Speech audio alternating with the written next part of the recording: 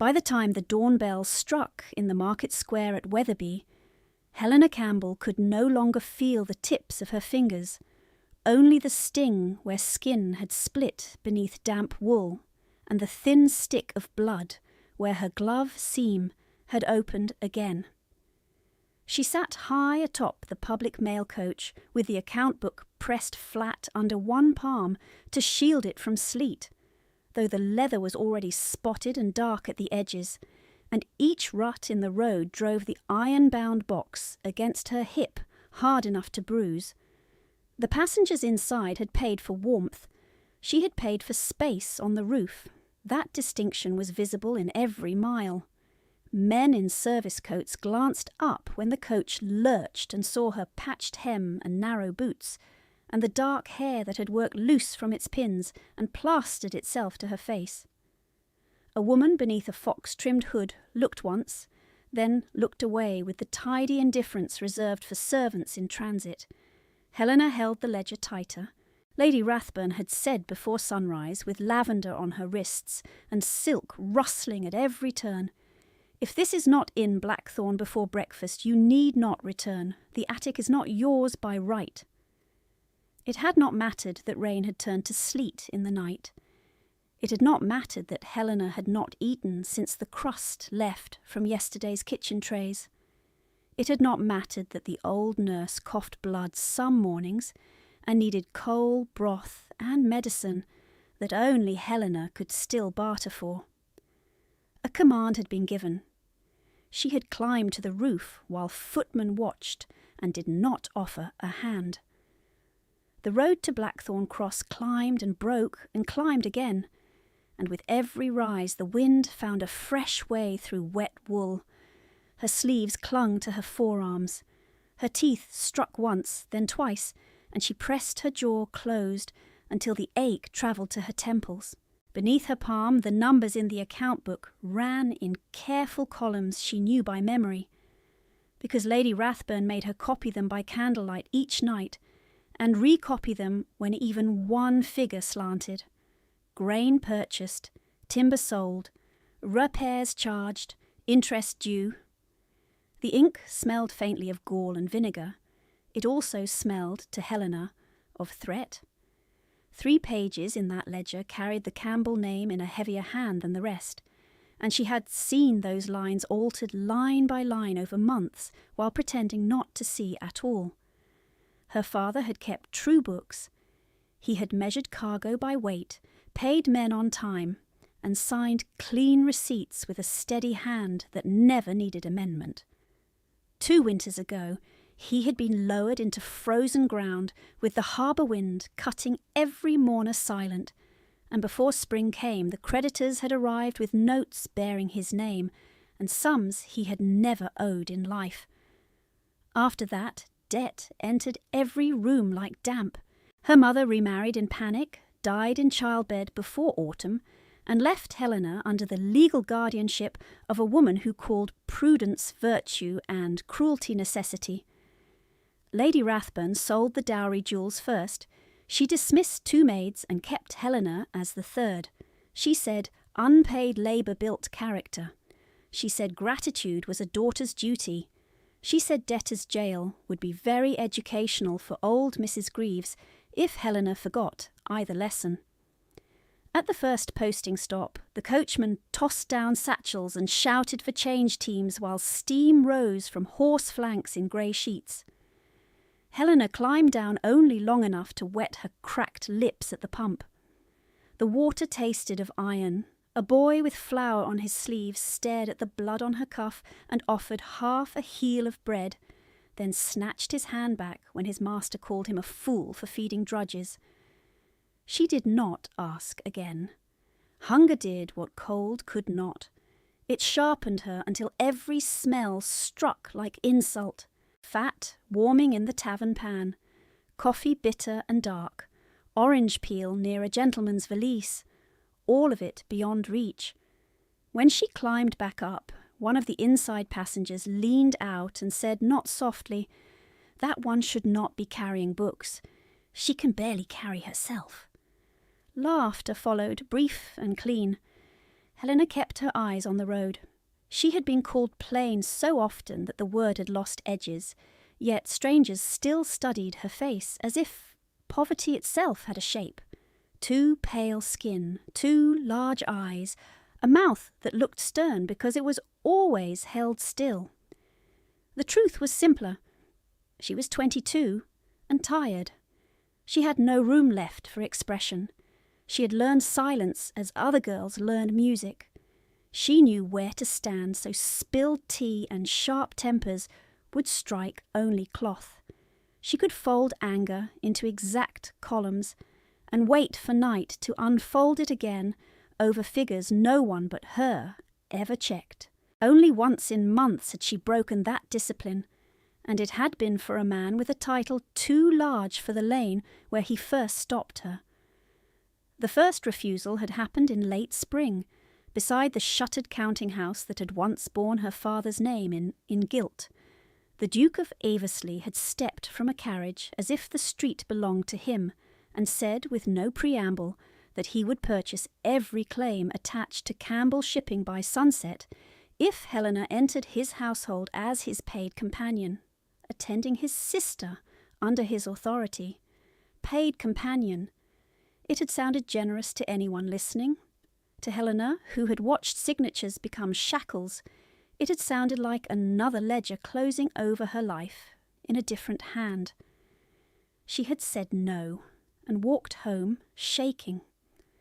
The second refusal came 6 weeks later in Lady Rathburn's drawing-room, where candlelight warmed gilded mirrors and did not reach corners where servants stood. He had offered a practical marriage, contract first, affection unnecessary, debts cleared, reputation repaired, terms efficient. He had spoken as if presenting terms of grain shipment. She had answered no again because a contract without tenderness was still a cage, even lined with velvet. The third refusal had burned hottest. It had happened in full daylight outside a milliner's door, when Lady Rathburn struck Helena across the mouth for choosing ribbon too dear by 2 pennies. Aversley had seen it from his carriage and opened the door himself. "Enter," he had said. One word. Command shaped as rescue. She had tasted blood and said, "No, your Grace," in front of half the street. She had not forgotten his face then, carved to stillness, nor the way he had looked at her bruised wrist as if counting. Since that day, his offers had ceased. Silence had taken their place, and Helena had feared silence more because silence could mean retreat or strategy, and she could not afford either from men who moved money with signatures. By the time the coach rolled through the stone arch at Blackthorn Cross, morning had lifted from slate to colourless white, and sleet had thinned to needles of rain. Helena's skirt was soaked to the knee. Her stockings clung cold against skin rubbed raw where old seams had burst. The account book had grown heavier with water and seemed to pull at her arm as she descended, one careful step at a time, to cobbles slick with manure and straw. Porters shouted, harness buckles clanged, a groom cursed at a skittish mare. No one looked twice at a wet girl with a ledger until Lady Rathburn's driver saw her and snapped, "Late!" The word came with a glance at the inn clock, though the hour hand had not yet touched breakfast. He took the book from her without thanks, flipped it open and hissed when he saw the blood marks near the margin. "You smear this, and she will dock your sleeping place." Helena opened her mouth to answer and felt how dry her throat had become. She shut it. Behind her, the coachman she had ridden with tossed down her small satchel onto the mud, where one strap tore at once and spilled a mending needle, 2 sheets of copied figures, and a folded scrap of verse in her father's hand that she kept hidden in the lining. She knelt fast before any boot could grind paper into sludge. Her fingers shook as she gathered each thing. Around her, travellers moved in clean cloaks, toward warmth, glancing down and away, as if she were part of the paving. The yard gate stood open to the lane beyond. The inn door swung inward, carrying out heat and a yeast and the low murmur of voices with the confidence of people who had eaten. Helena rose with mud on both knees, tucked the rescued papers against her bodice, and stepped toward that door because obedience was what kept old women out of prison and young women under roofs, because hunger could be endured and cold could be endured and humiliation could be endured if they remained temporary, and because she had been told to deliver before breakfast and had done so, even bleeding, even watched, even unnamed. The inn swallowed her with heat that hurt almost as much as the cold had, and the sudden smell of yeast and tallow and wet wool turned her empty stomach hard.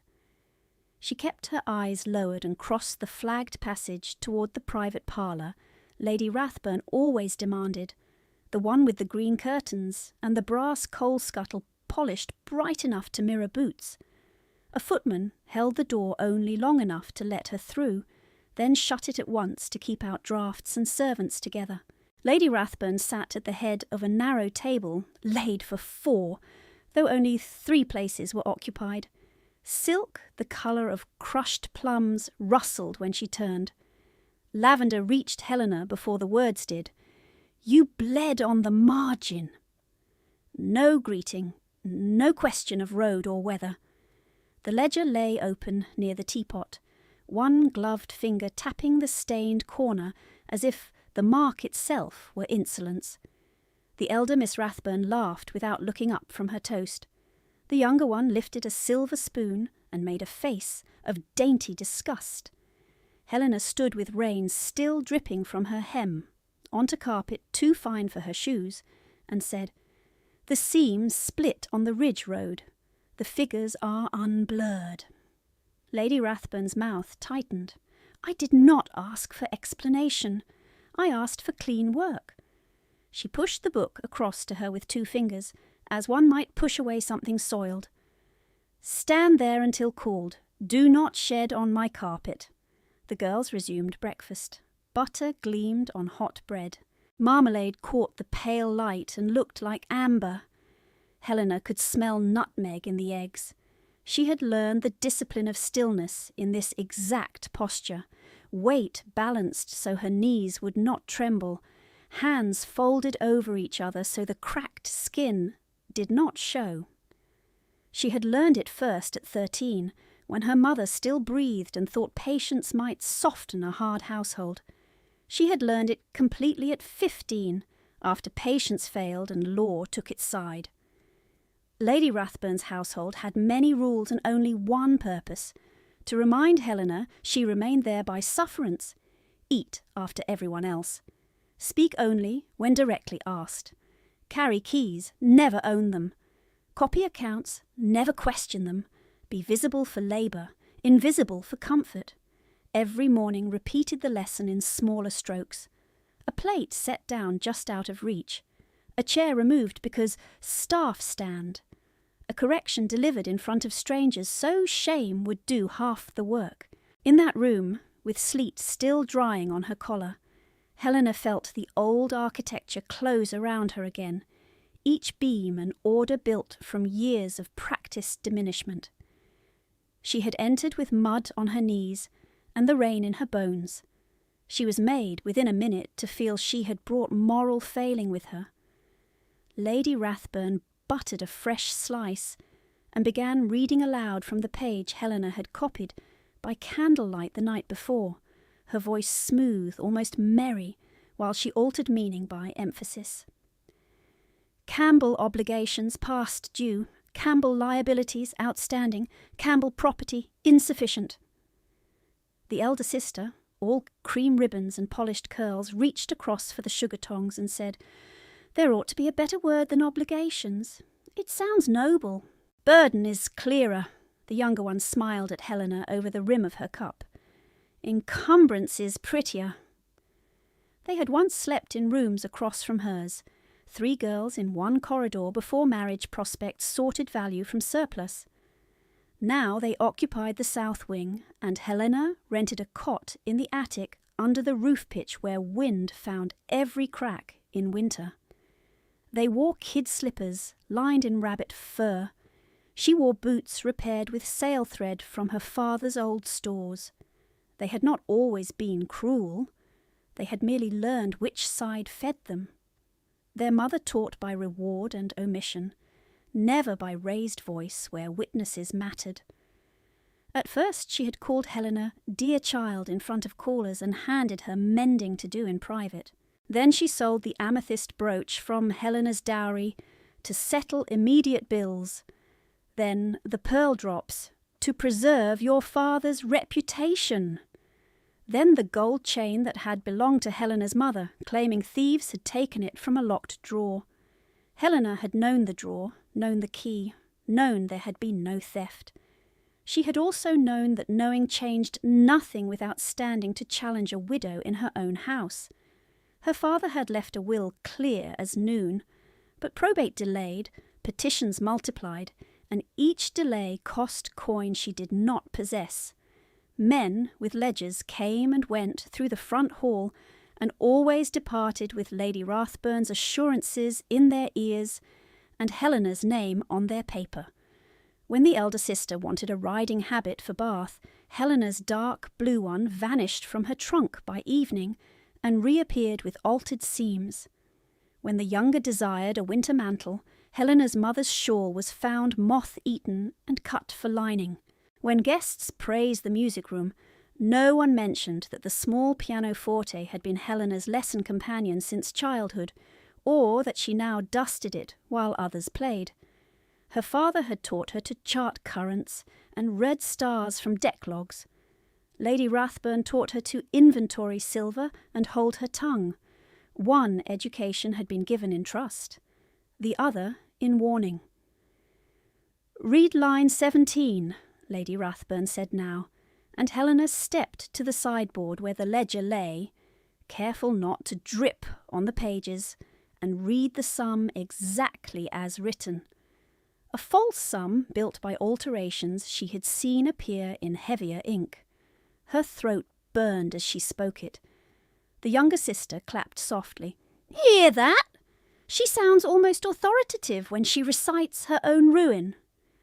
Lady Rathburn did not rebuke her. She only said, "Authority belongs to those who can settle accounts." Then, with a glance to the untouched breakfast things, "You may take the empty tray to the kitchen passage. You will eat when we depart, if there is time." She lifted plates still warm and carried them through the service door, down the narrow hall where steam clouded the windows and stable boys stamped sleet from their boots. In the kitchen alcove, two maids glanced at her raw hands and looked away quickly, not from malice but from fear of being seen with sympathy. Helena set the tray down, scraped crumbs into a basin for pigs, and stood one breath too long over a heel of bread no larger than her palm. Cook reached past her, wrapped the crust in a napkin and tucked it under Helena's ledger without a word. It was the kind of mercy that could be denied if questioned. Helena murmured thanks and slid the bundle into her satchel beside the folded verse in her father's hand. She had read that scrap so often the ink lived in her memory. "Keep your bearing true in foul weather." He had written it for midshipmen who panicked in squalls. She used it now for mornings like this, for corridors where she could not afford anger, for nights when Mrs. Greaves coughed until dawn and pretended the blood was only from a cracked lip. The threat had first come last Michaelmas, coolly, while Lady Rathburn sorted invitation cards. "The old nurse is not family," she had said. "Her debts are not my concern. Obedience keeps her out of jail. Defiance puts her there." Helena had believed her because she understood paperwork too well. A complaint filed by one titled woman could drag a poor widow through courts for months. Fees alone could destroy. Since then, every errand had carried two weights: her own survival and the old woman's freedom. She delivered ledgers in sleet. She copied figures until candle stubs died. She stood behind chairs while others ate. She sold her books one by one, except for 3 hidden in a broken trunk, a navigation manual, a psalter, and a volume of verse missing its front board. She mended her chemises until fabric thinned to gauze at the elbows. She learned which of Lady Rathburn's acquaintances preferred flattery, which preferred fear, and how much either could be trusted. She learned also that debt could be manufactured as quickly as it could be paid. One week a charge appeared for warehouse repairs in a port her father had never used. Next week interest accrued on that invention. Helena copied the entry because refusal would bring immediate punishment, and quiet compliance left at least a record in her hand, dates and figures that might one day be compared against truth. That private resistance, invisible to everyone but her, had become the seam she lived inside. Not rebellion, not surrender, documentation. In the scullery light, she unwrapped the crust and broke it in 2, saving a half for later, chewing the first slowly so her stomach would not revolt. Outside, carriage wheels rolled through slush. Inside, clockwork order resumed. She heard Lady Rathburn laugh in the parlour, heard porcelain touch porcelain, heard the elder sister ask whether Lord Bexley would attend Thursday's musicale. The life that had once included Helena now used her as furniture. When she returned with fresh blotting paper and sealing wax, Lady Rathburn had spread 3 account books across the table and was dictating letters to be copied before noon. "Sit," she said, not to offer comfort but efficiency, and pointed to a straight-backed chair near the window where draughts lifted candle smoke in thin grey lines. Helena sat. Ink burned the cuts in her fingers when she dipped the nib. Lady Rathburn paced while dictating, silk whispering against the carpet, voice steady as a metronome. "To Messrs. Hale and Winton regarding the Campbell claim. You will note the debtor remains non-compliant. You will proceed with an attachment against movable goods." She paused only to sip tea. "To the magistrate's clerk regarding tenancy arrears in the north lot. Kindly expedite." Another pause. "To Mrs. Pritchard in confidence. Miss Campbell continues delicate and unfit for independent management." Each line took something concrete and turned it against her. Her father's surname into leverage, her rented cot into arrears, her endurance into delicacy. Helena wrote every word in a hand so even no reader could see where pressure deepened. She had once copied her father's correspondence at the wharf office, perched on a stool with tar scent in the beams and gulls battering the shutters. Men twice her age had asked her to total freight columns because she was quick and exact. Her father had introduced her as his daughter, not his assistant. Pride plain in his voice. That room had held charts on every wall and a brass sextant in a velvet case. After his death, the charts were sold first, then the case, then the desk. The sextant remained only because she hid it in Mrs. Greaves's coal bin under kindling where no polite hand would search. Lady Rathburn thought she had stripped Helena of inheritance to the studs.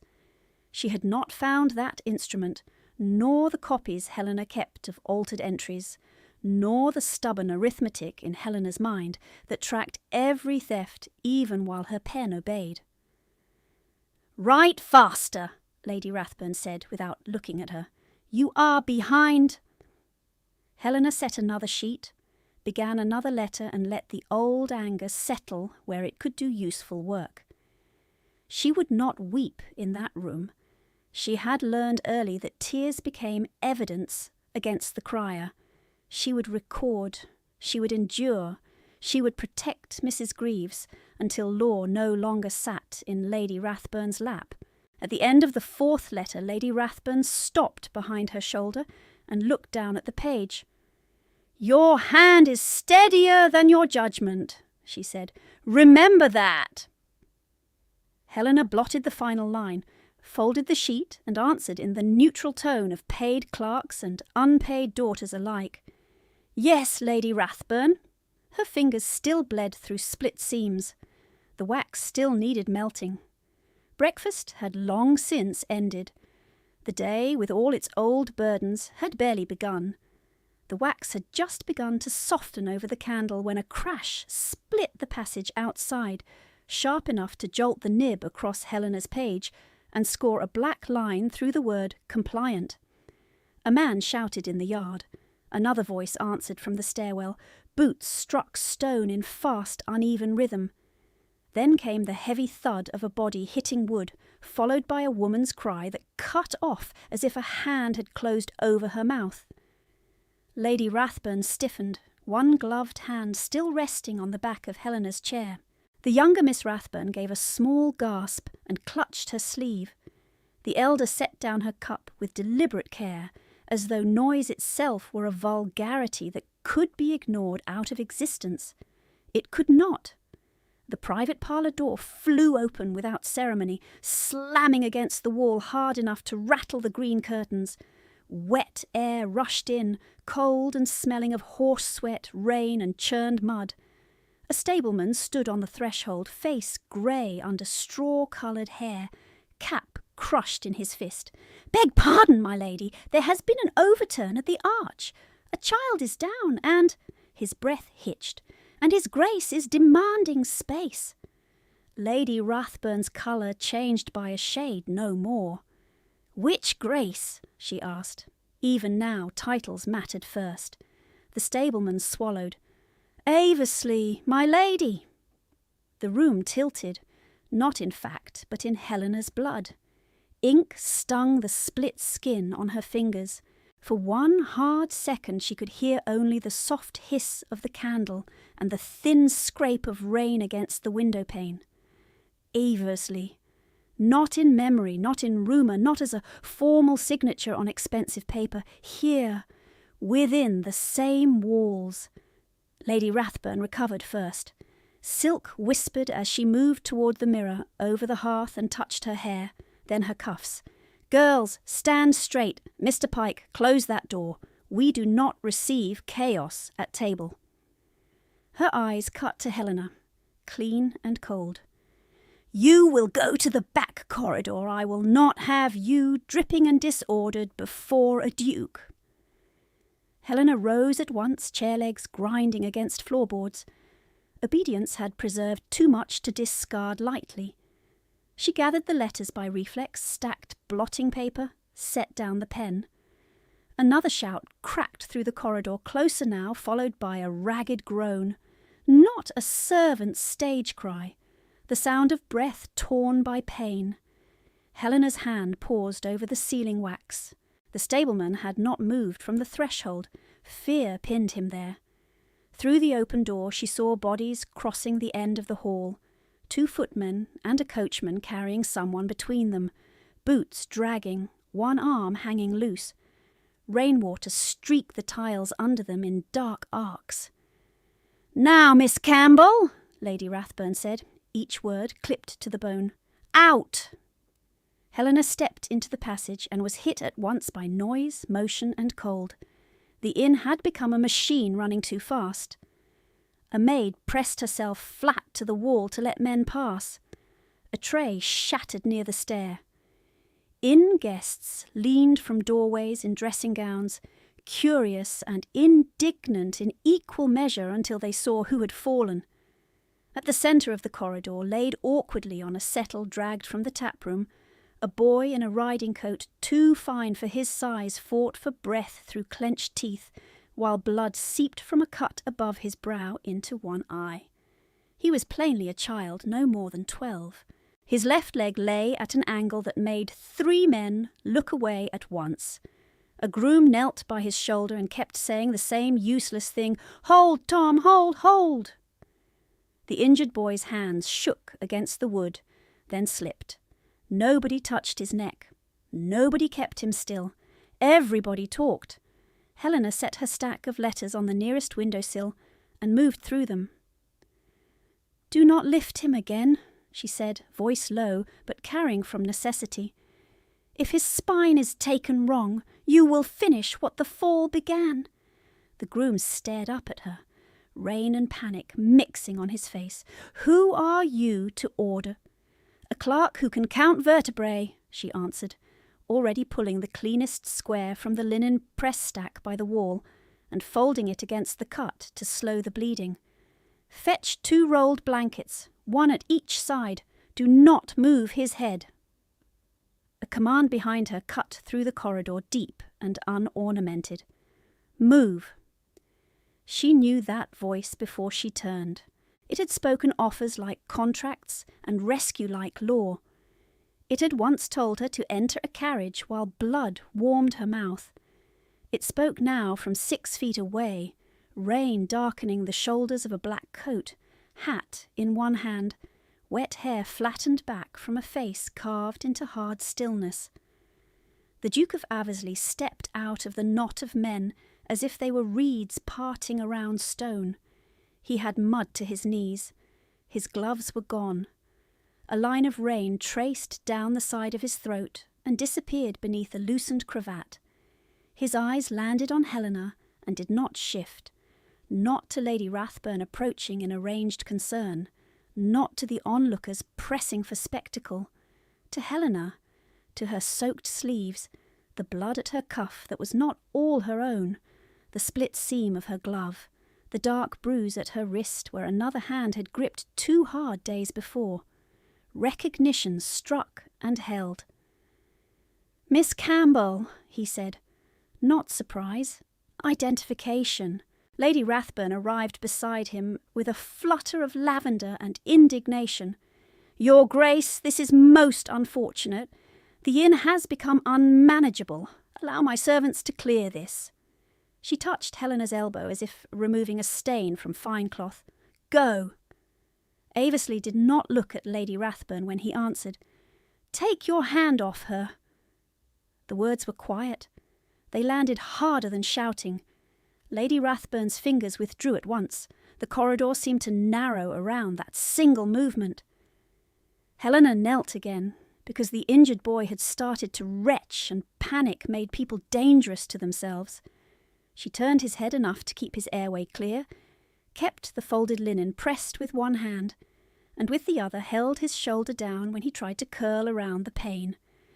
"Look at me," she said to him. "Not your leg. Look here. Name the month." He blinked through blood and rain. "Near November." "Good. Name the river east of Wetherby." "Dane." His jaw spasmed. "Christ, it hurts. Pain means breath. Keep it." By late morning the rain had thickened from needles to a hard grey sheet, and every draught through the corridor felt like a cold blade under wet cloth. Aversley dropped to one knee opposite Helena without asking leave of carpet, rank or witness. He braced the boy's forearm before another convulsion could wrench it free. His cuffs darkened in the spreading water on the floor. "Surgeon?" he asked over his shoulder. The innkeeper, white to the lips, bobbed once. "Sent for, your Grace. He is at the South Lane. They said 5 minutes." "Make it 3. The innkeeper ran. Aversley turned back to Helena. Up close he looked less polished than she remembered and more dangerous, as if exhaustion had filed away whatever softness society required. "Can he be moved upstairs?" Helena shook her head. "Not until the surgeon secures the neck and leg. If he is lifted badly, he may not walk again." Aversley's jaw tightened. "Then no one touches him." He raised his voice without standing. "You heard her. No one." Lady Rathburn's smile returned in a strained line meant for spectators. "Your Grace, perhaps Miss Campbell has overstepped. She is diligent with ledgers, yes, but hardly trained in medicine." Helena felt heat rise under cold skin. She did not answer. Aversley did. "She prevented your people from breaking his back while they argued over rugs." His gaze cut to Lady Rathburn at last, flat and freezing. "That is sufficient training for this corridor." The elder Miss Rathburn made a small sound like offended surprise. The younger looked at Helena as though seeing a trick performed by furniture. Helena kept her eyes on the injured child. His breathing had gone shallow again. She leaned closer. "Stay with me." "Tom, stay!" He fumbled for her sleeve with numb fingers. "My mother," he whispered. "Tell her." "You will tell her yourself," Helena said. "You have not been dismissed." Boots pounded from the stair. The surgeon arrived with case in hand, coat thrown over nightshirt, spectacles fogged from exertion. One glance at the leg, one at the cut above the brow, and his face set into professional focus. He gave orders quickly, collar improvised from folded towels, splints cut from crate slats, lift on his count, not before. Helena held the patient's hand while the leg was set. He screamed once and bit down on the edge of his sleeve to keep from screaming again. No one spoke through it. No one needed to. When at last he was secured and carried carefully toward the stairs, the corridor emptied in his wake as if a tide had drawn back, leaving scattered debris of panic.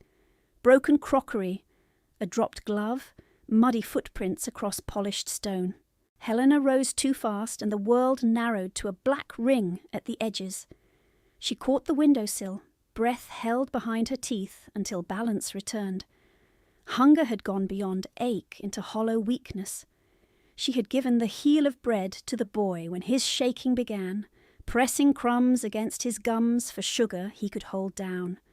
She had not remembered to keep any for herself. Aversley noticed. Of course he noticed. He stepped closer, near enough that she could feel the warmth of his body against the corridor cold, and spoke low enough that only she could hear.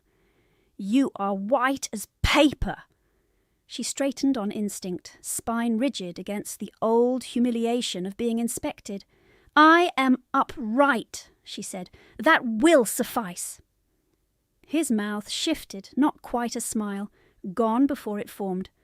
"Defiance does not count as nourishment."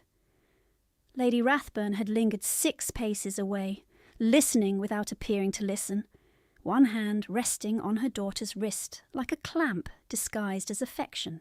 Aversley's gaze slid past Helena to the letters on the sill, still stacked where she had abandoned them, ink lines scored through compliant. He lifted the top page with 2 fingers, read the first 3 lines, and held it out to her again. "You were writing this when he fell?" "Yes, Your Grace. Attachment against movable goods." The words turned heavy in his voice. "Interesting timing."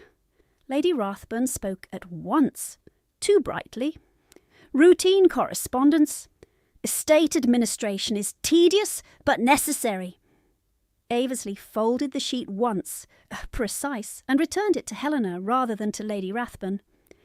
"Tedious?" he said. "We shall discuss necessity when the magistrate arrives."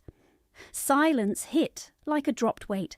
Lady Rathburn's colour drained for the first time that day. "The magistrate," she repeated, "for an inn-accident?" Aversley's attention remained on Helena, not her. "For whatever this place has become." He tilted his head toward the stair where the injured boy had vanished. "One child nearly crippled because no one would command clearly." Then, toward the letters in Helena's shaking hand, one woman nearly buried by paper because too many commands have been obeyed. He took one measured step back, giving space while somehow increasing pressure. "Miss Campbell, do not leave the premises." It sounded like an order. It sounded like protection. It sounded painfully like both.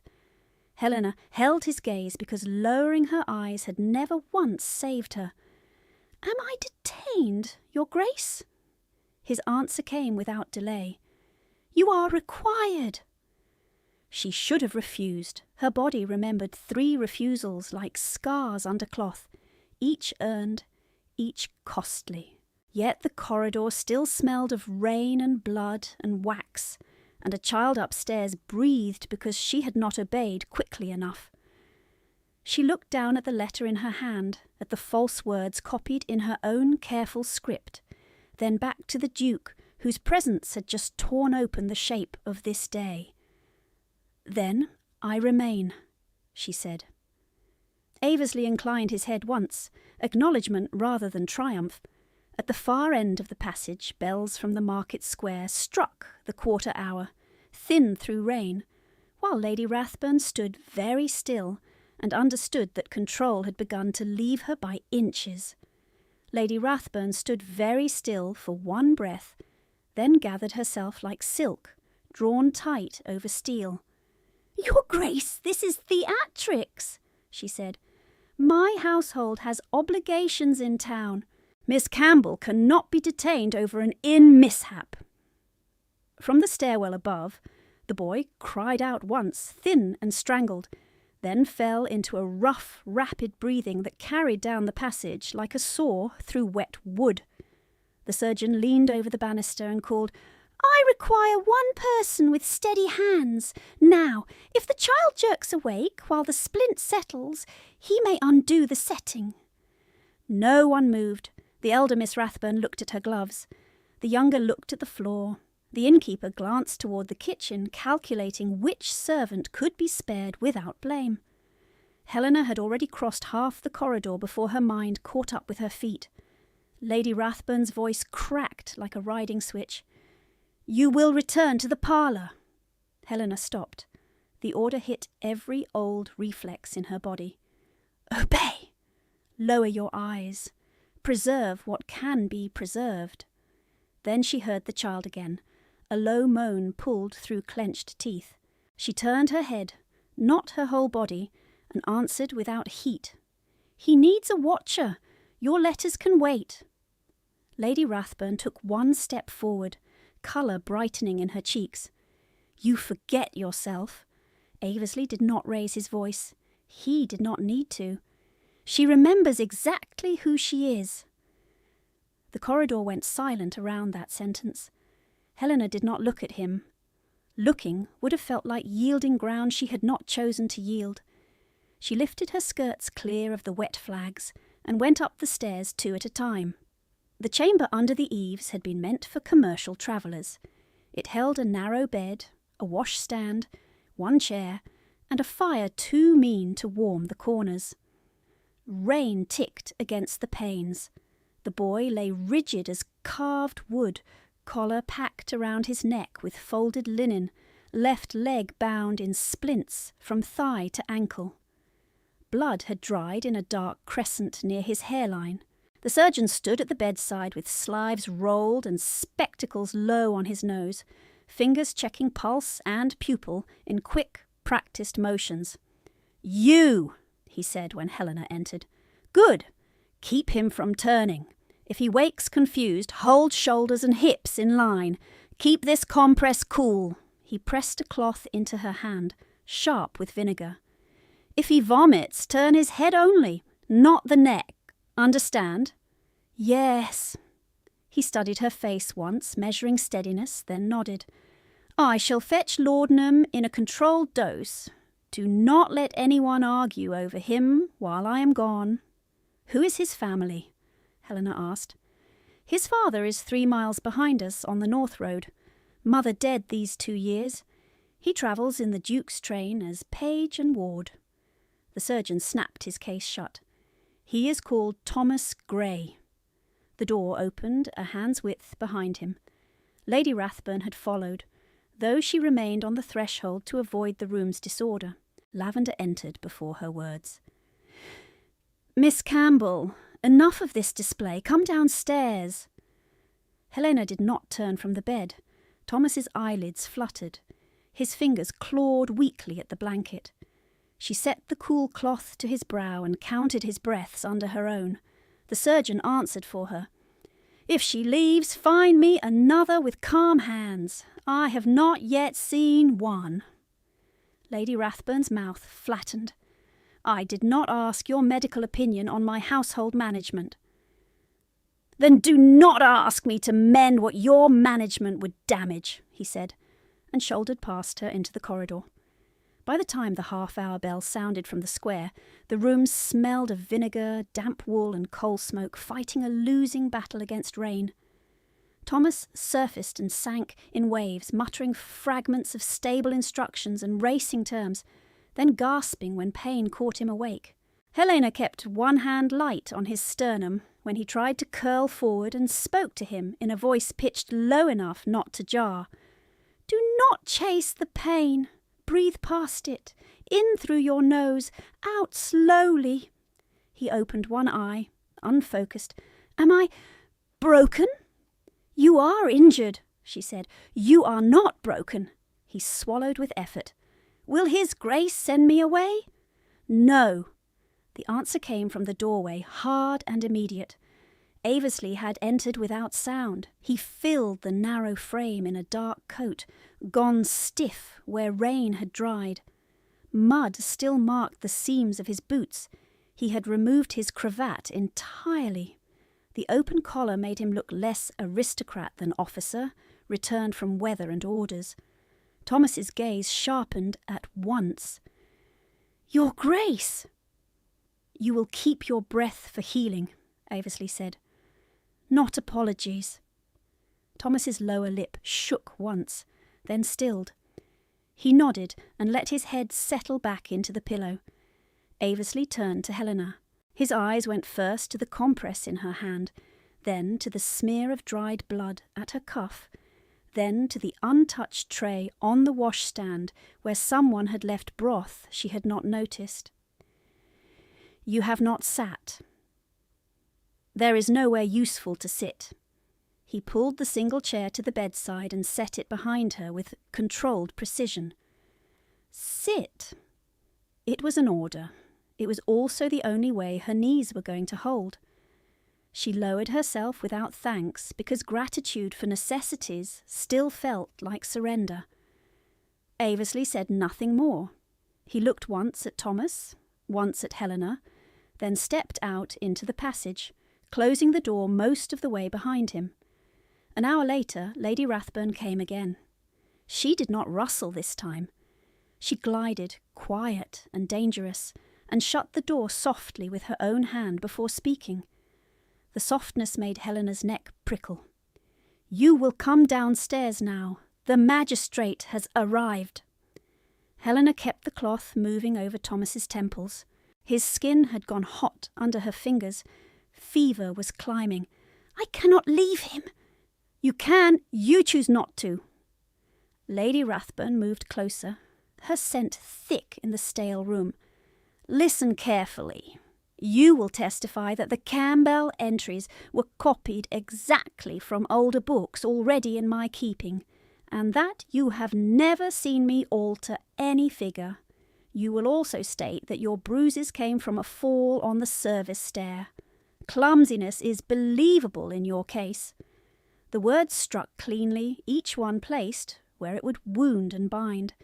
Helena watched Thomas's breathing. In, out, in, too fast, out, ragged. Lady Rathburn lowered her voice further. "Do not mistake the Duke's interference for protection that lasts. Men of his rank enjoy gestures. They do not sustain burdens. Mrs. Greaves, however, is a burden no one will carry if I withdraw my favour.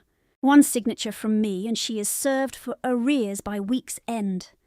Helena's hand tightened on the cloth until vinegar stung her split knuckles. "She has no arrears." "Truth has never fed the poor, child. Signature has." Lady Rathburn leaned until her shadow fell across the bed.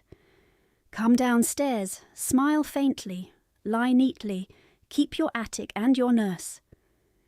Thomas stirred and whimpered at the change in light. Helena shifted to block Lady Rathburn's shadow and answer the boy before she answered anyone else. "You are safe," she murmured. "Stay with me." Then she looked up at Lady Rathburn. "I will not lie." Lady Rathburn's face did not move for a second. The stillness was worse than anger. "You are very near ruin, Helena." "I have been near ruin since I was 14.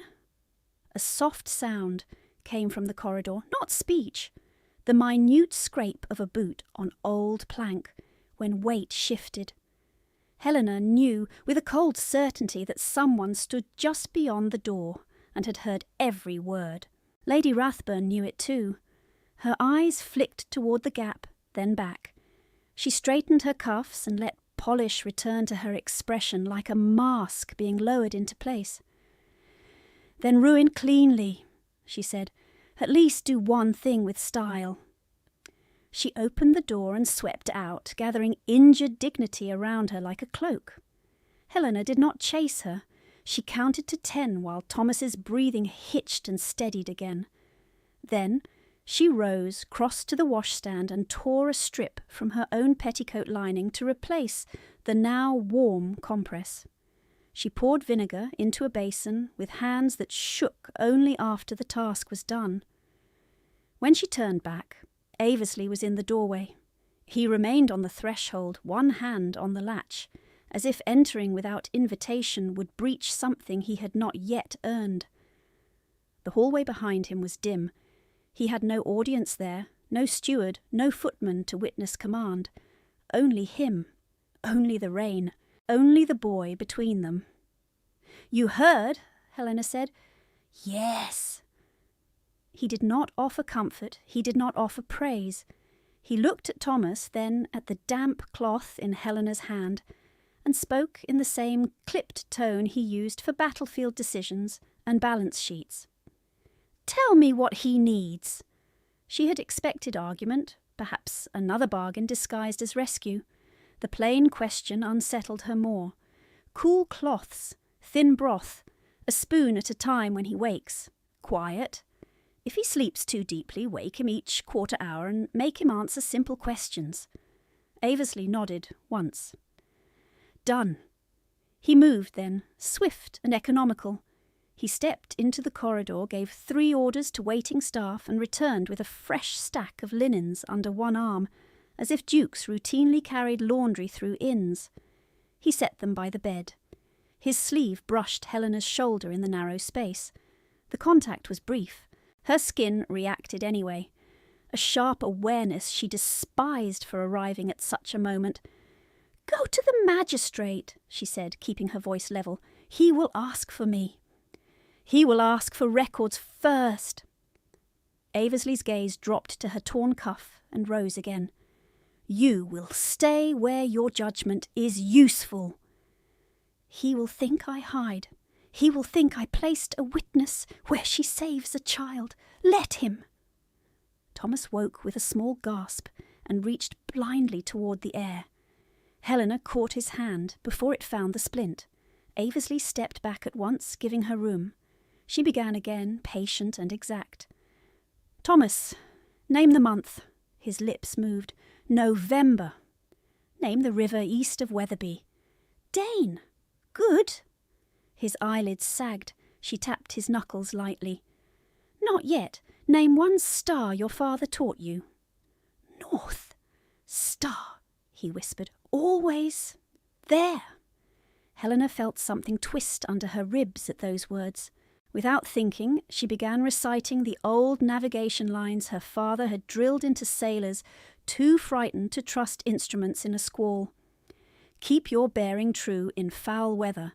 Mark fixed light before false wave. Count breath before compass. Count again." Thomas's fingers eased around hers as if he could hold to rhythm when he could not hold to certainty. His breathing slowed by degrees. From the doorway came no sound at all. Yet she felt Aversley there, motionless, listening to verses meant for rough decks and frightened boys, spoken now in a hired room over an inn yard. Late afternoon, dimmed early under storm cloud. Someone lit a second candle.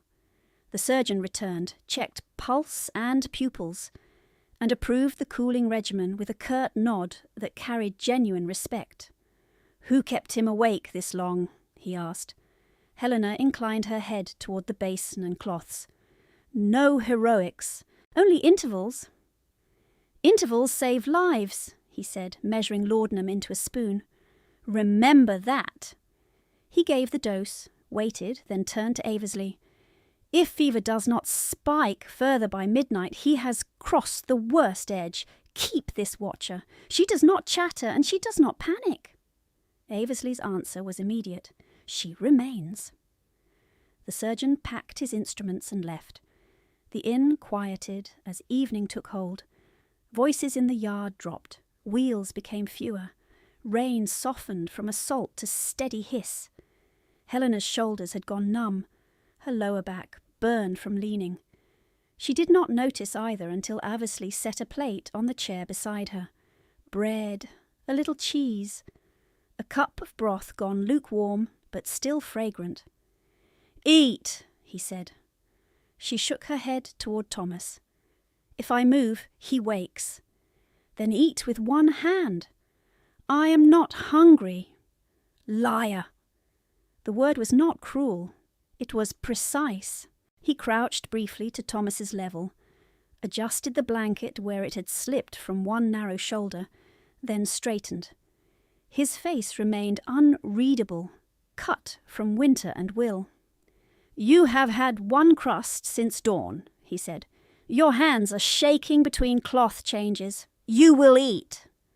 She opened her mouth to refuse on principle, closed it when Thomas murmured, and settled only after her fingers resumed their slow rhythm at his temple. Principle would not keep her conscious through the next hours. She broke a piece of bread with her free hand and swallowed without tasting. Aversley watched until the second bite was gone, then stepped back toward the door. At the threshold he stopped. "The magistrate has taken sworn statements from staff," he said. "Your name was requested. I deferred him until morning." "You cannot defer law by preference." "I did not. I deferred him by rank, jurisdiction, and a physician's order." A beat. He agreed. Helena almost laughed at the dry brutality of that logic. Almost. Fatigue stripped humour from the impulse before it formed. Lady Rathburn. Confined to her rooms with her daughter's pending review of the ledgers. His tone didn't change. "Her keys are with my steward." That should have tasted like victory. It tasted like danger, rearranged. Helena touched the hidden pocket at her bodice, where copies of altered figures lay folded in oilcloth. "I will still testify," she said. His gaze sharpened, not surprised, only intent. "I know." "How?" "Because you refused when refusal cost you." He said it without softness. Fact, not flattery. He inclined his head toward Thomas, whose fever-flushed face had eased at last into less frantic sleep. "Wake him at the quarter bells. If he cannot name month and river, send for the surgeon at once." Then he left. Night pressed fully against the panes. Candlelight turned the room the colour of old bone. Helena worked by rhythm. Cool cloth, pulse count, whispered question, sip of broth, cloth again. At each quarter bell she roused Thomas gently and made him answer. November, Dane, North Star. November, Dane, North Star. By the third repetition his voice steadied. By the fourth his skin felt less like fire under her palm. Near midnight the door eased open once more. Helena expected the surgeon. It was only a maid with fresh water and an uncertain curtsy. "His Grace asked if the boy named the river," she whispered. "He did." The maid's shoulders dropped in visible relief. "I shall tell him." She hesitated. "He has not sat down all evening, miss. He stands in the passage by the stair." Helena looked at Thomas, at the basin, at her own cracked hands, whitening in cooling water. "Tell his Grace the child answered clearly at the last bell," she said. "Tell him to sit before his knees fail him." The maid blinked, then gave a quick nod and slipped out. Helena returned the cloth to Thomas's brow and listened to rain, to distant floorboards, to the fragile, ordinary sound of a hurt child sleeping through pain. She had chosen truth and chosen duty, and chosen, again, the harder road that paid nothing quickly. Yet in that narrow room above a public inn, one life had been held through the worst hours by stubborn intervals, and no ledger in Lady Rathburn's hand could make that small salvation disappear. The door had scarcely latched behind the maid when it opened again without knock or scrape, and Aversley stepped inside carrying a second candle and a folded wool blanket over one arm. Rain had dried to a dark tide line across his coat. His hair was still damp at the temples. He set the candle on the washstand, laid the blanket at the foot of Thomas's bed, and looked first to the child's face, then to Helena's hands in the basin. "He named the river?" he asked. "He named it clearly." Aversley exhaled once, controlled and quiet. "Good." He did not leave. Helena wrung out the cloth and placed it over Thomas's brow. The child stirred, swallowed and settled. The heat under his skin had dropped a degree. Not safety, progress. She kept her voice low. "You should sit, Your Grace. The maid said you have been standing since dusk." "I am standing now." The answer held no edge, only fact. He moved to the shuttered window and drew the curtain tighter against the draught, then returned to the door and took a position there, broad shoulders against old wood, one hand resting near the latch.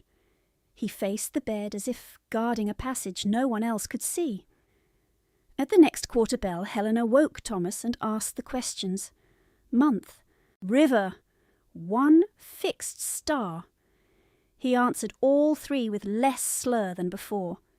She gave him 2 spoons of broth and waited while he swallowed. Her own hand shook when she set the cup down. Aversley noticed, because he noticed every failure of control, as if it were written in ink. "Give me your left hand," he said. She looked up, startled into stillness. "For what purpose?" "Because the skin has split to the knuckle and the water is vinegar." "I can still work." His jaw tightened a fraction. "That was not the question." Helena kept the cloth in place on Thomas's brow. "If I release pressure, he wakes." Aversley crossed the room in 2 steps, took the cloth from her with careful fingers, and held it exactly where her hand had been. "Now." She had refused him 3 times in streets and drawing rooms. The memory of each refusal sat sharp in her chest. Yet Thomas was quiet, and the compress was steady in Aversley's hand, and the authority in his voice did not reach for possession this time. It reached for function. She lifted her left hand reluctantly. He turned it palm up under the candlelight. The split skin had gone white at the edges, red at the centre, raw from cold and acid. He looked at it for one measured beat too long. When he spoke, the words came clipped and hard, as if anger had to pass through iron before leaving him. "You copied her letters while bleeding through the page." Helena tried to pull away. His grip tightened, not enough to hurt, enough to hold. "You stood in that corridor soaked to the bone," he continued. "You held a child's neck while men argued. You gave away your food. You have not slept. You are still apologizing to everyone except yourself." She did not answer. There was too much truth in the inventory and too little mercy in hearing it said aloud. From an inner coat pocket he drew a small tin, plain pewter, and opened it with his thumb. The sharp scent of beeswax and rosemary rose in the warm room. He had sent for salve. He had thought of this before entering. The knowledge unsettled her more than the command. "Your Grace, I do not require—" "Silence." The word fell soft. It landed as care. He used the tip of his smallest finger to spread salve over each cut, slow and exact, as if dressing an officer's hands before dawn manoeuvres.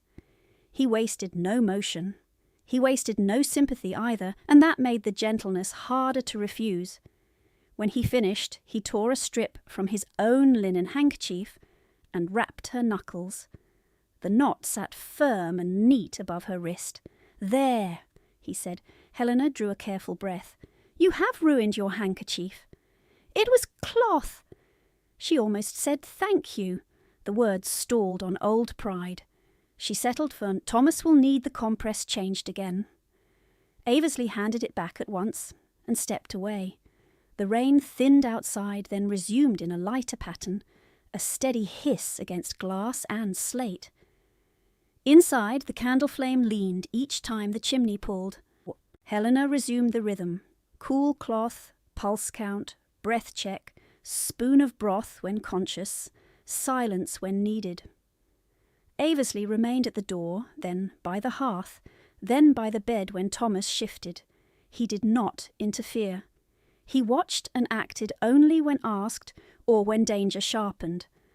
By the 1 o'clock bell, fatigue had entered Helena's bones like wet cold.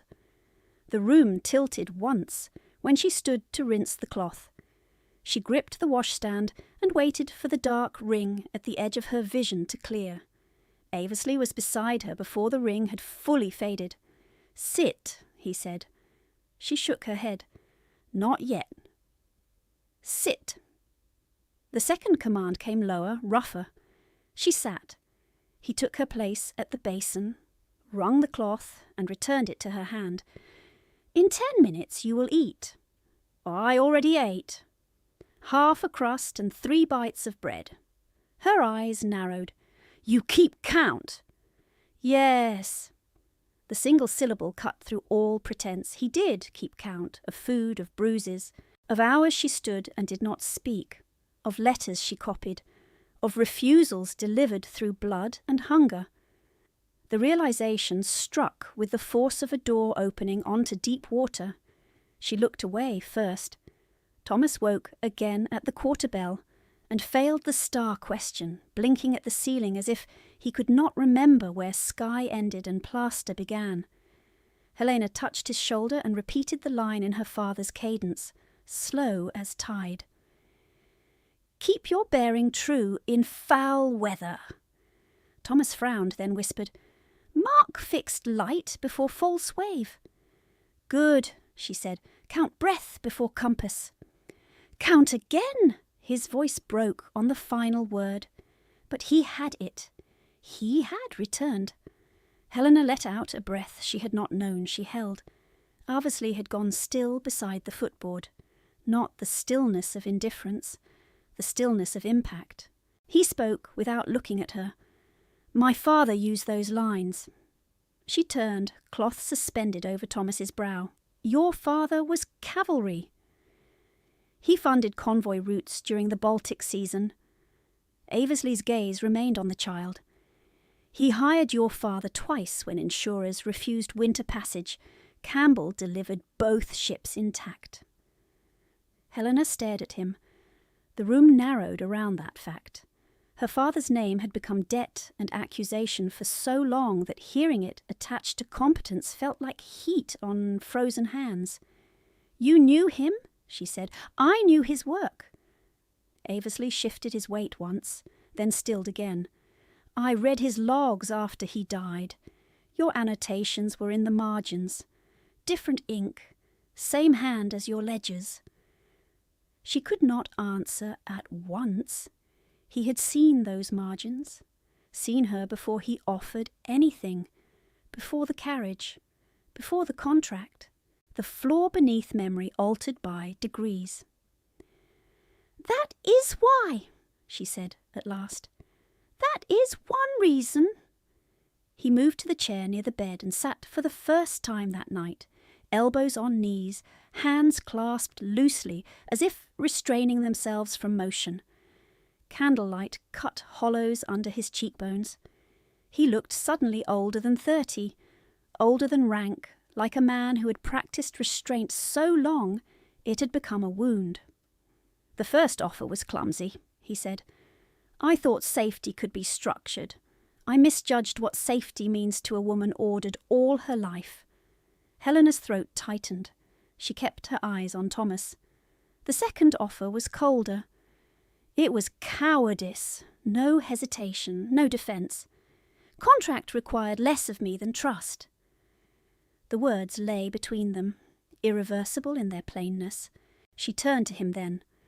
"And the third," his mouth set, "I saw her strike you and chose command because command is what I was trained to use." A beat. "You were right to refuse." Outside, a cart rattled across the yardstones and faded into distance. Inside, Thomas slept through the sound. Helena felt the strange, perilous shift of hearing a powerful man name his own failure without bargaining for absolution. At 1:30 the surgeon returned, hair flattened on one side from too little rest, and checked Thomas with brisk hands. Pulse better, pupils responsive, fever easing, though not broken. He approved the wrapped hand without comment until he realised who had tied it. His brows lifted once at Aversley, then dropped back into professional neutrality. "He may keep the leg if no fresh swelling rises by dawn," he said. "Wake him at each quarter still. Less broth. More water?" Helena nodded. "Yes, sir." The surgeon packed his instruments and glanced toward the door. "Magistrate sent twice. He wants the witness before sunrise." Aversley answered before Helena could stand. "He will have her at sunrise, not before." The surgeon gave a short nod that conceded rank and practical sense in one gesture, then left. The room settled again. Aversley rose, crossed to the hearth, and coaxed the fire higher with 2 pieces of coal from the scuttle. The faint warmth reached Helena's shins. She had not realised how numb her feet had grown. He returned with the plate he had brought earlier, now refreshed with fresh bread and a peeled pear cut into plain wedges. "Eat," he said. She obeyed this time without argument, one hand feeding herself, the other keeping contact with Thomas's shoulder so he would not wake disoriented. Aversley poured water into the cup and held it while she drank. No flourish, no ceremony. Function again. Yet every practical motion pressed against the old map of their encounters and redrew it. By the 2:00 bell, Thomas answered month and river clearly, and asked in a frightened whisper whether his horse had died. Helena told him the horse stood in the inn stable and had already bitten 2 grooms, which earned the faintest huff of breath that might have become a laugh with more strength. He slept again. Helena lowered the cloth and closed her eyes for 1 second too long. Her head dipped. She jerked awake at once, ashamed. Aversley stepped behind her chair. "Lean back. I will not sleep on duty. You will close your eyes for 20 breaths while I count. That is an order." She should have bristled. Instead, she let her shoulders meet the chair back. The wood felt foreign against muscles held tight for hours. Aversley counted under his breath, low and even, each number separated by the same measured pause he used in negotiation and command. At 12, Thomas stirred and grimaced. Aversley was already at the bed, one hand steadying the collar, the other keeping the blanket from tangling near the splint. He performed the motions exactly as she had shown him. At 20, he said, "Open your eyes." She did. The room had sharpened. Her pulse had slowed. It had helped. He returned to stand beside her, close enough that the sleeve of his coat brushed her shoulder when she changed the cloth. Neither moved away. "Tomorrow," he said quietly, eyes fixed on Thomas, "the magistrate will ask whether you were coerced. He will ask about the letters. He will ask about your lodging and your wages, and the threats against Mrs. Greaves. You will answer once, clearly." Helena swallowed. "Lady Rathburn will deny all of it. She can deny from house arrest. She still has influence. So do I." The simple statement held no vanity. It was a tool laid on the table. She looked up at him. "I will not be traded for its use." His profile remained hard against the candlelight. "You are not trade." Silence followed, dense and charged. Thomas breathed. Rain whispered. The fire settled with a soft crack. Aversley spoke again, each word deliberate. Hear me, Helena Campbell. You will not return to her control, not tonight, not after testimony, not by debt, custom, or pity. If law fails, I will appeal higher.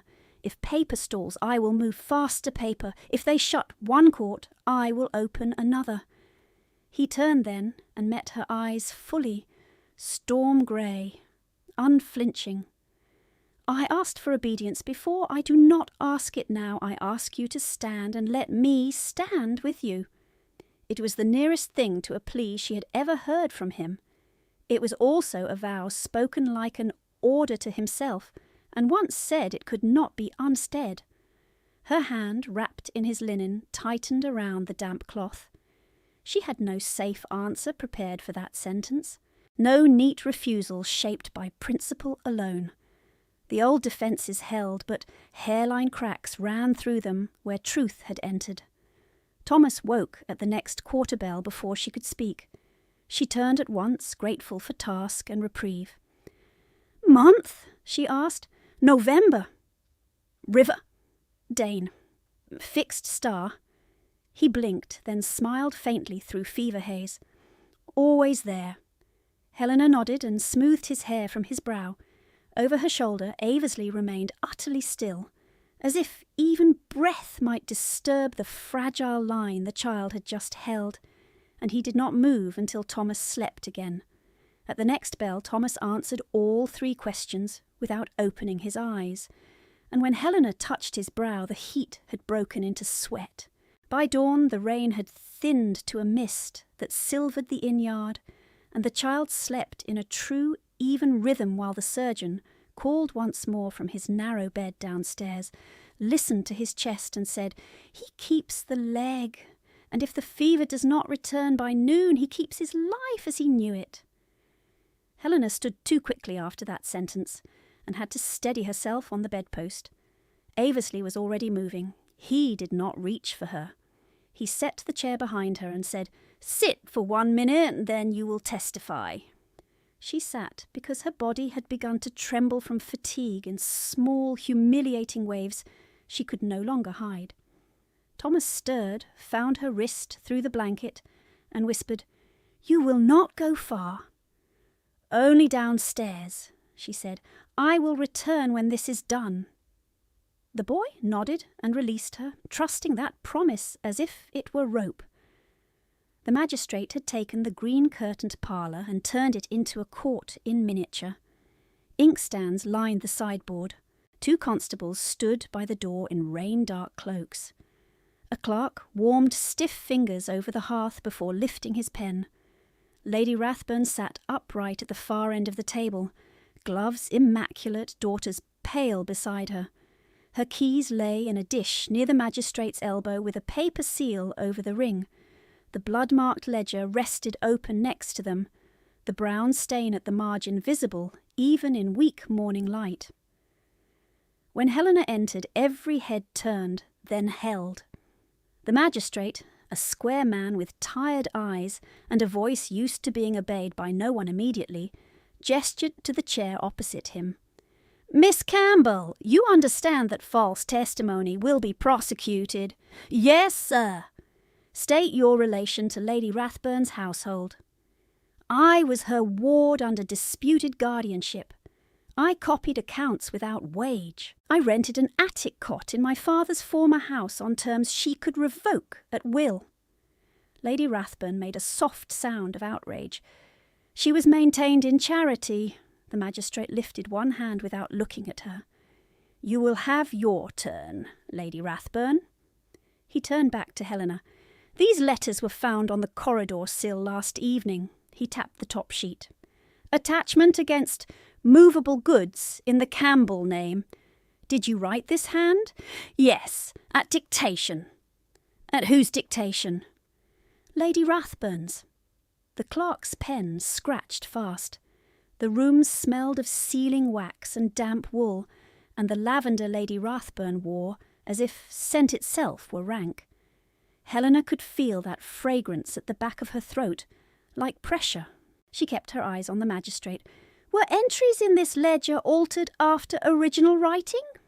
"Yes." "By whom?" Helena did not look toward Lady Rathburn. By Lady Rathburn in heavier ink, on multiple dates. No proof, Lady Rathburn snapped. A servant girl's grievance. Helena reached into the bodice seam she had stitched herself 2 winters ago and drew out a flat oilcloth packet, edges softened by heat and wear. Her wrapped fingers fumbled once on the knot. Aversley, standing 3 paces behind her shoulder, did not move to assist. She untied it and laid out 3 folded sheets and a small brass key, blackened with age. The magistrate frowned. "What is this key?" "My father's cipher key for shipping abbreviations and debt marks," Helena said. "He used it to prevent fraud in copied books. The altered entries in Lady Rathburn's ledger violate his key pattern. These pages are my nightly copies made before alteration. Dates match the in-letters, and prior demands served in Campbell's name." The magistrate compared columns in silence, using the brass key to decode symbols, then passed the pages to his clerk. "Read line 7 from both versions." The clerk swallowed and read. Original, storage paid in full. Altered, storage unpaid with penalty interest. Lady Rathburn's elder daughter looked at her mother then, a quick, sharp look full of dawning fear. The younger stared at her lap and twisted one ribbon until it snapped. Neither spoke. They would not speak later either. The clerk recorded that both declined testimony. The magistrate's expression did not change, but his tone hardened. "Miss Campbell, were you threatened regarding your testimony?" "Yes." "State the threat." "That if I did not testify as instructed, Mrs. Greaves, my former nurse would be served for fabricated arrears and taken to debtor's jail." Lady Rathburn rose half out of her chair. "I deny this slander, absolutely." Aversley spoke for the first time. He had remained silent through every question, a dark, still line against the wall. "The threat was overheard outside Thomas Gray's chamber by myself and by Surgeon Bell, who entered the passage before Lady Rathburn departed." The surgeon, summoned and waiting by the hearth, inclined his head once. "I heard enough to confirm coercion language directed at the witness." The magistrate looked from one to the other, then to the sealed keyring on his table. "Constable Hemsley, enter immediate order. Lady Rathburn is remanded to house arrest pending formal fraud and coercion charges. All account books, correspondence and household keys are seized. No contact with witnesses. Daughters remain under supervision until separate statements are taken." Lady Rathburn went white beneath powder. "You cannot do this on one night's confusion." "I can," the magistrate said, "and just did." By the time the church clock struck 9, 2 servants from Rathburn House had arrived under summons and given sworn statements. One confirmed withheld meals and unpaid labour. The other confirmed seeing ledger pages scraped and re-inked after midnight instructions. Both signed with shaking hands. The constables escorted Lady Rathburn and her daughters upstairs to guarded rooms to await transfer. She passed Helena in the doorway and said very low, "You have destroyed yourself." Helena met her eyes and felt no triumph at all, only release as clean and cold as rainwater. "I have finished with you," she said. In the nursery chamber, Thomas woke near 10 and asked first for water and second for his riding boots, which made the surgeon laugh once under his breath and declare him stubborn enough to live. Helena fed him spoonfuls of broth while Aversley stood at the window, arms crossed, watching mist lift from the yardstones. When Thomas slept again, Aversley turned and spoke, without preface. "I sent a rider at dawn. Mrs. Greaves has been moved to safe lodging on my East Lane under court protection until proceedings end. Her expenses are charged to the estate under magistrate order, not to me personally, and not to you." Helena's breath caught. "You found her quickly." "I had her address from your earlier refusals.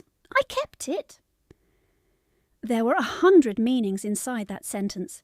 She touched the folded scrap of verse in her pocket through the fabric, grounding herself in paper and ink, and what could be verified. By early afternoon, the inn parlour held one final table, cleared of evidence and relaid with fresh sheets. The magistrate remained to witness a civil instrument at Helena's request. She had asked for ink, and Aversley had provided 3 fresh nibs and said nothing while she wrote. He stood across from her in plain dark coat, no ornaments but his signet, no audience beyond those required by law, magistrate, clerk, steward, surgeon as neutral witness. Rain had stopped entirely. Sun found the edge of the brass key and made it shine like a coin. Aversley spoke first. "I asked wrongly 3 times, I ask rightly now. Marry me as an equal. Keep your name, keep your accounts, keep your freedom." Helena set down the pen and looked at him for a long moment, reading his face as she read ledgers, searching for hidden entries. His expression was still hard, still controlled. His hands were not. The fingers of his left hand trembled once and stilled. "My terms are written," she said. "Read them aloud." He took the page and did exactly that. "Helena Campbell retains legal control of all inherited and future property under her own name. Campbell debts are cleared by court adjudication and restitution, not by marital transfer. Mrs. Greaves is to be housed for life in the dower cottage at South Field, with coal, physician and stipend, charged to combined household accounts and reviewed quarterly by Mrs. Campbell. Household ledgers at Aversley House are to be kept jointly, with dual signature required for major disbursements. No confinement, no sequestration, no revocation of movement without stated medical cause and physician witness." His mouth twitched once, not quite a smile. "You drafted a treaty." "I drafted safety." The magistrate coughed into his fist to hide what might have been approval. "Do you assent, Your Grace?" Aversley did not take his eyes off Helena. "I assent." The signatures were made in order. Helena Campbell first, her hand steady now despite the bandage. Aversley second, bold and dark. Magistrate third, with seal. Clerk last, with date and time. At dusk, Helena climbed the narrow stairs to the attic cot for the final time with a constable at the landing and Aversley waiting below out of sight. She packed what was hers, and only what was hers. The mending needle, the navigation manual, the psalter, the broken-backed verse book, the folded page in her father's hand, and the oilcloth copies now marked as court exhibits and returned after transcription. Before leaving the house, she crossed the yard to Mrs. Greaves's old coal shed, knelt in soot and lifted the brass sextant from under kindling where it had slept for 2 years.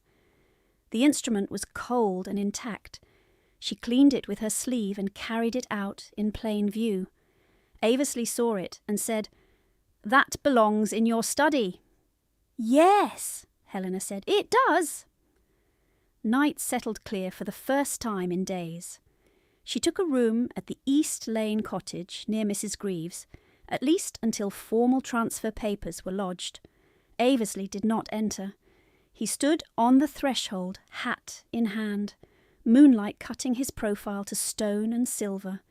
He had come to her a 4th time. "Choose," he said.